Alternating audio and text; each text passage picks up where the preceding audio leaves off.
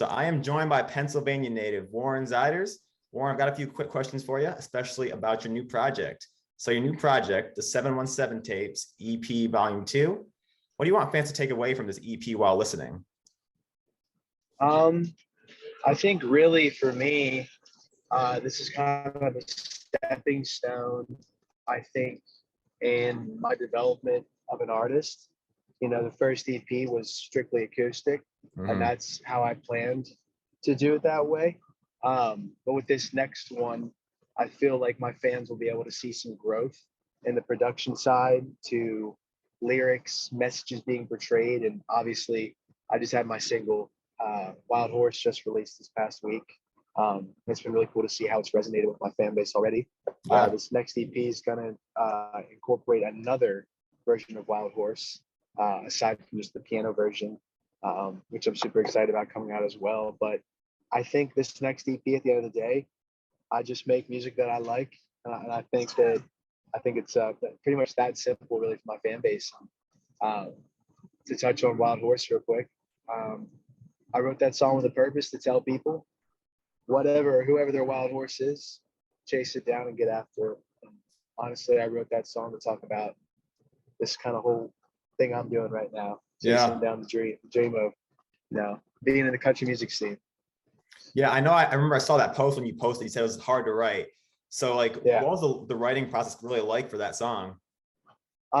It was, so I co-wrote that, and it was with I'm blanking right now, Martin and Brandon Haddock. I'm blanking on Martin's last name right now. It's gonna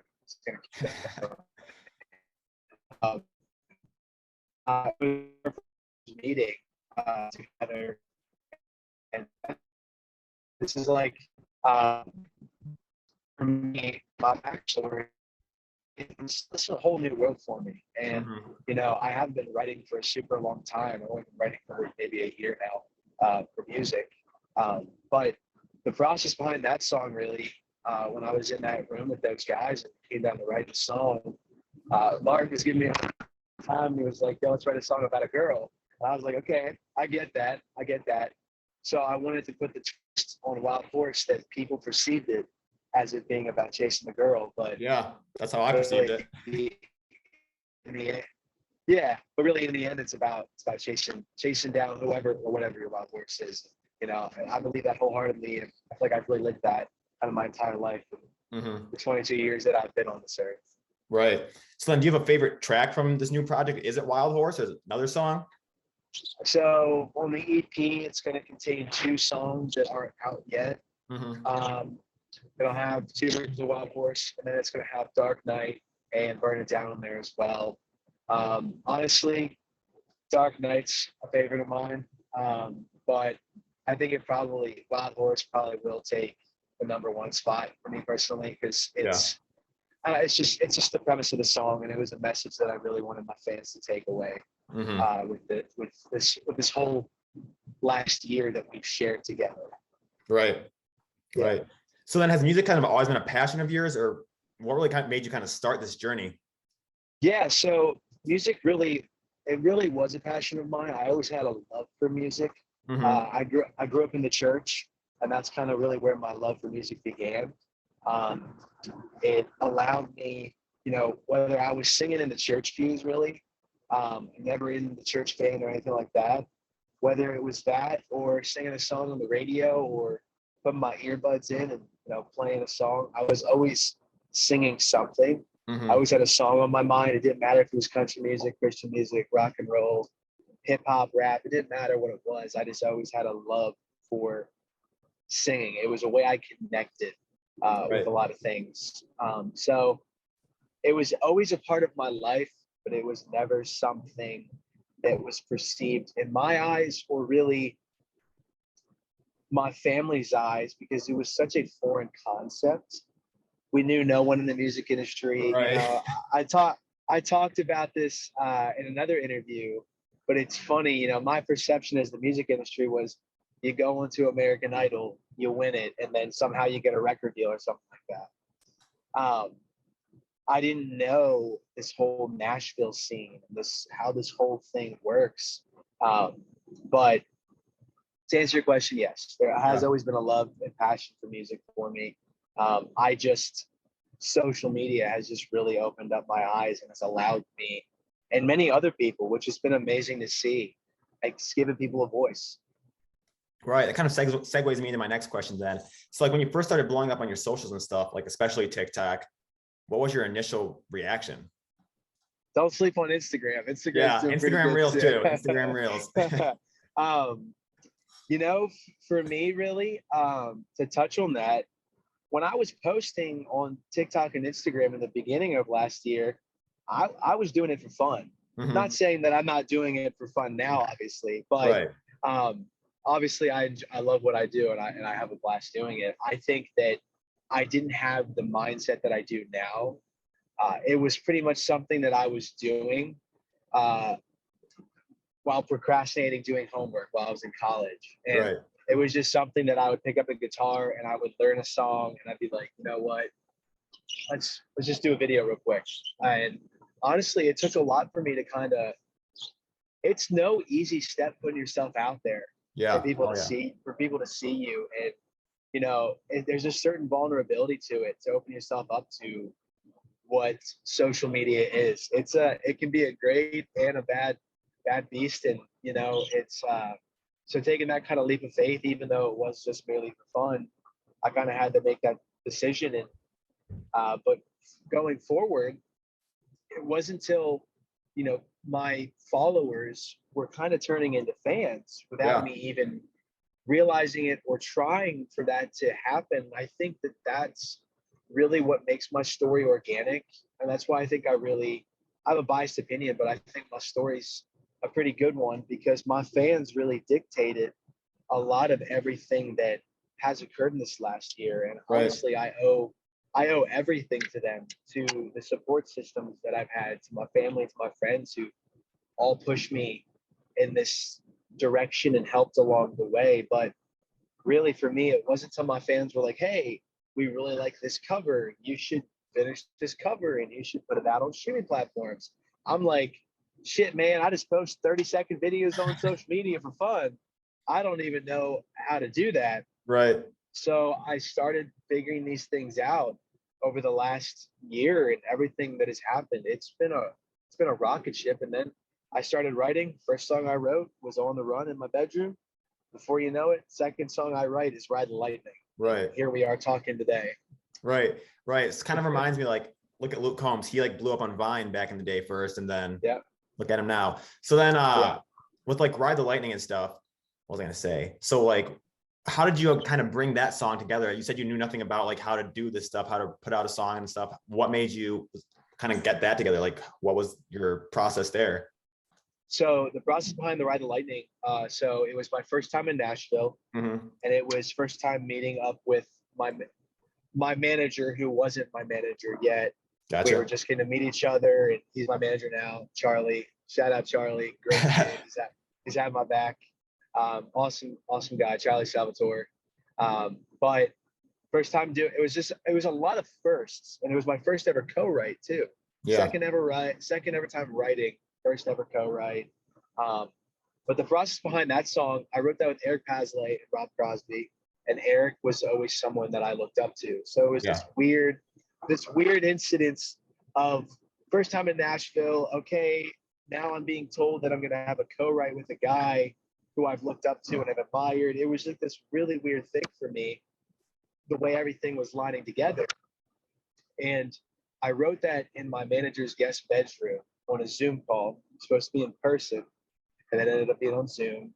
And really, we piggybacked off of On the Run's kind of concept. It's darker. It's kind of Right. got, it's got that outlaw side of me. It's got that bad boy, and you know, we were just kind of shooting the shit and stuff and trying to figure out like kind of how we wanted to approach the song. And I forget if it was Eric or Rob, but I think someone threw out, "Mom always said I was going to Wild Side." I was like, that line cannot be more true Yeah.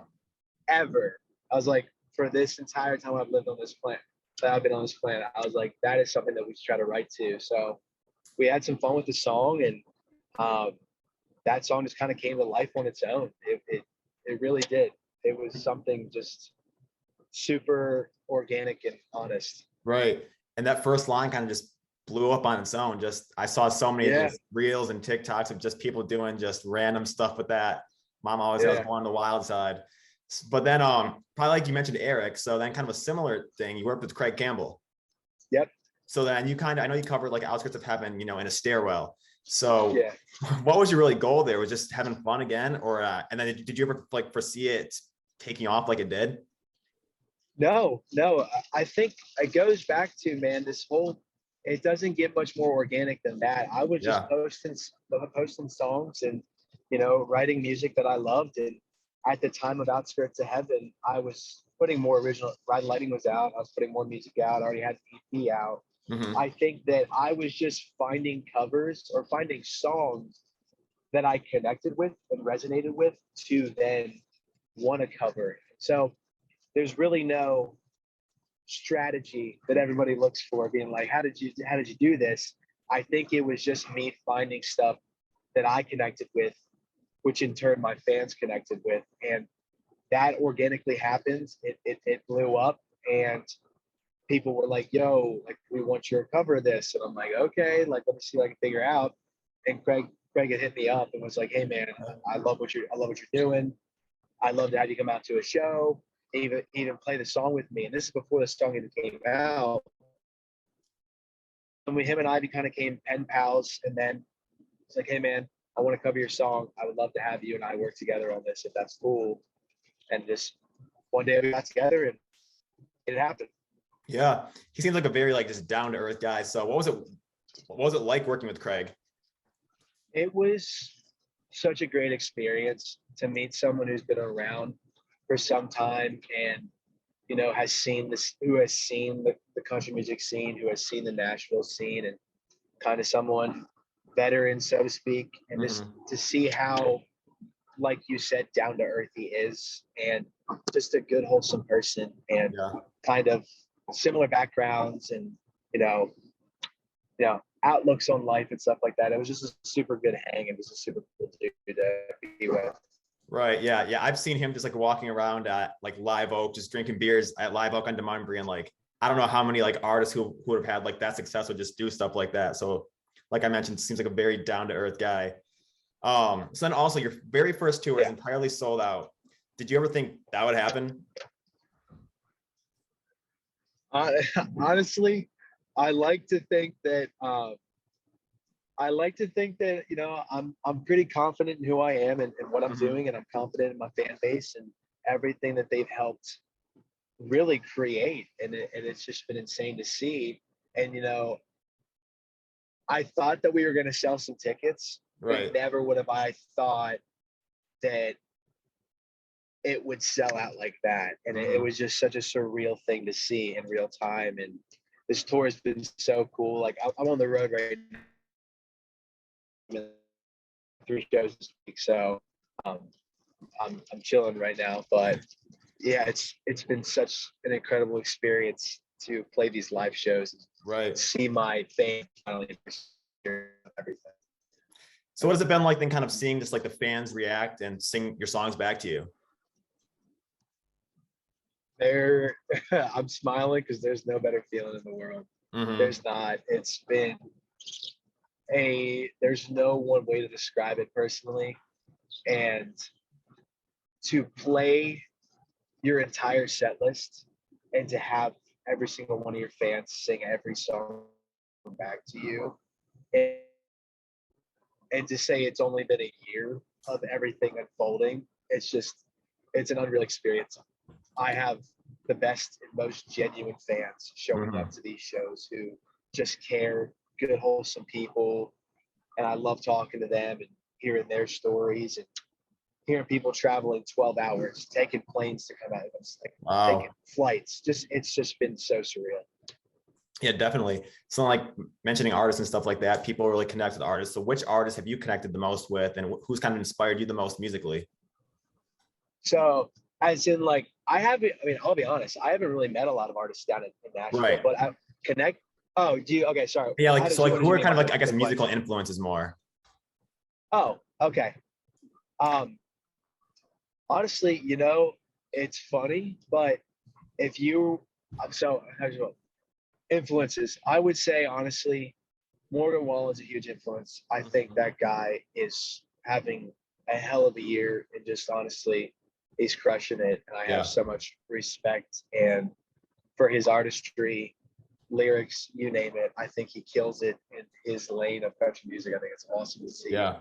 Um, but then also, like as well, what I fell in love with too, the older grassroots country. I'm a huge Whiskey Myers fan. I'm a huge Okay. Joe Wetzel fan. Like that's why I covered those songs in my cover album, because these are things that I love and connect with. So I have a lot of influences, anywhere from country music to Christian music to, I'm sure you hear it in my music, but some rock.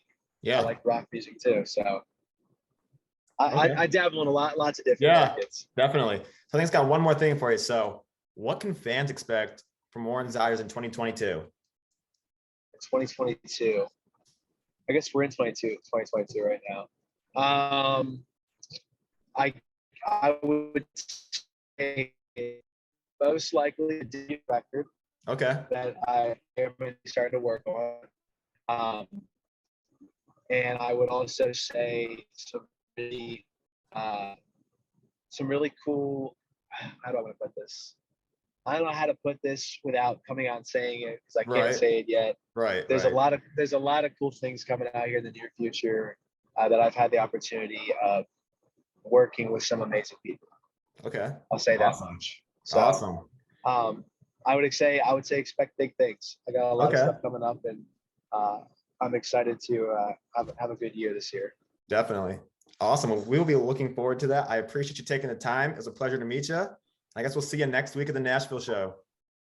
Oh, are you coming? You're coming out? I'll be there. Yep. Awesome. Well, hopefully you enjoy the show. I can't wait to have you out there. All right. I appreciate it. Thanks, brother. I'll catch you later. Have a good one.